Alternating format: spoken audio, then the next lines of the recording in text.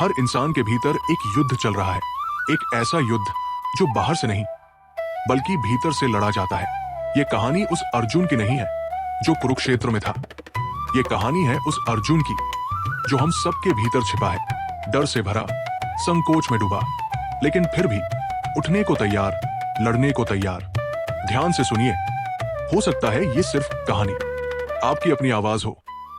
बहुत समय पहले एक शांत पहाड़ी गांव में विवेक नाम का एक युवक रहता था। उसकी आंखों में सपने थे, मन में चाहते भी, पर जुबान वो तो जैसे मौन व्रत पर थी। जब भी कोई उससे बात करने आता, वो नजरें झुका लेता, शब्द उसके गले में अटक जाते और दिल में बवंडर मच जाता।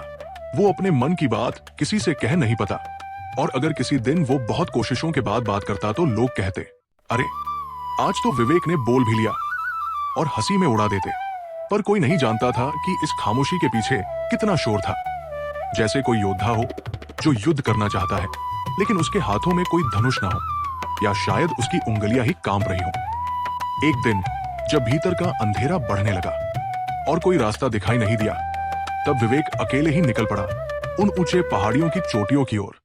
वो जगह जहां हवा भी फुसफुसा कर चलती है और जहां खड़े होकर लगता है जैसे भगवान खुद कान लगाकर सुन रहे हों। विवेक ने आकाश की ओर देखा और बोला, हे प्रभु, आपने मुझे ऐसा क्यों बनाया जब मेरी बात कोई सुनता ही नहीं, जब मेरी आवाज खुद मुझे धोखा दे देती है, तो फिर ये जीवन क्यों? उसकी आंखों में आंसू थे और मन में थकान।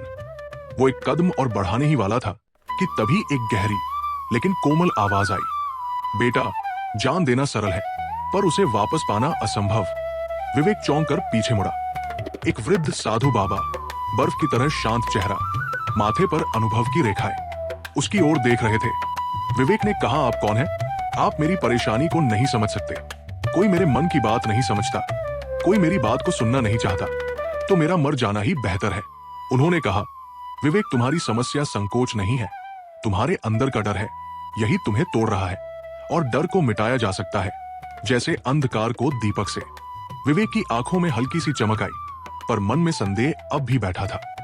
साधु बाबा ने कहा, मैं तुम्हारी इस दुविधा को दूर कर सकता हूं, पर इसके लिए तुम्हें मेरे कुछ काम करने होंगे। क्या तुम कर पाओगे? विवेक ने कहा, मैं इस डर से छुटकारा पाने के लिए कुछ भी कर सकता हूं। साधु बाबा ने कहा, तो जाओ, अपने पिता से कुछ रुपए मांगो और कहना, मैं कोई नया कार्य आरंभ करना चाहता हूं। विवेक जैसे जड़ हो गया। पिता से रुपए मांगना? उसके भीतर से एक स्वर आया, वो डांटेंगे, नाराज होंगे, वो शायद मुझसे प्यार भी नहीं करते। लेकिन साधु बाबा ने मुस्कुराते हुए कहा, युद्ध से पहले ही डर गए तो युद्ध नहीं, पराजय होगी बेटा। डरते डरते विवेक घर गया। पिता दरवाजे पर खड़े थे, जैसे धर्मराज युधिष्ठिर हो। विवेक ने कांपते हुए कहा, पिताजी, मुझे नए काम को शुरू करने के लिए कुछ रुपए चाहिए। पिता ने उसकी ओर देखा और एक लंबी भावपूर्ण चुप्पी के बाद मुस्कुराते हुए बोले, ये लो बेटा, किसी नए काम के लिए रुपए मांगना साहस का काम है। विवेक की आंखें भर आई। जब विवेक वापस साधु बाबा के पास वो रुपए लेके गया तो साधु बाबा बोले, अब ये रुपए वापस अपने पिता को लौटा दो। कहना, अभी नहीं, समय आने पर लूंगा।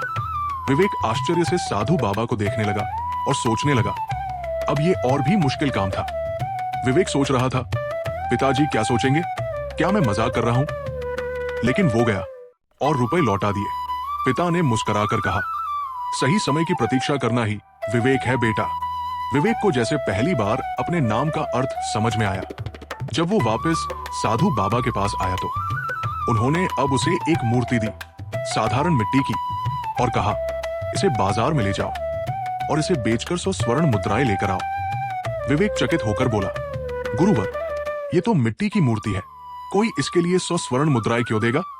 साधु बाबा मुस्कुराए और बोले, बेटा, ये मूर्ति नहीं, ये तेरा आत्मविश्वास है।